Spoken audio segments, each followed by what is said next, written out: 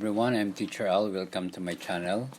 Today we're going to study the area of a square. The first given is the side is equals to 15 meter. Then find the area.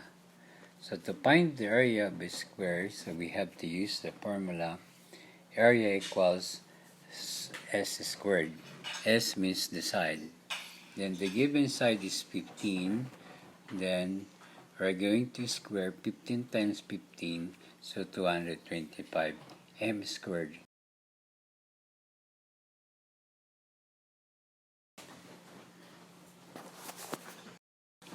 Okay, next number 2 problem of area of a square. The area of a square is 625 m squared. What is the side of a square?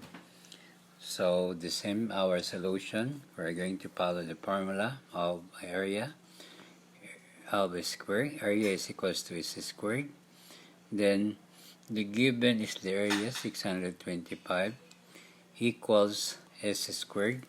So wala pa yung side, so we're going to find the side of the square. So we're going to square root both sides of the equation. So the square root of 625 is 25, and the square root of s squared is s. So the side now is of the square is 25 meters. Next, number 3 problem. The given is the area 196 squared centimeter, and find the side. So the solution, the same, we're going to follow the formula of a square. Area is equals to s squared. Then the given area is 196. We're going to substitute equals s squared.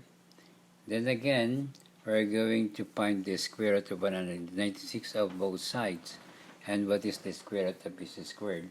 So the square root of 196 is 14, and the square root of s squared is s. So therefore the side of this square is 14 centimeters.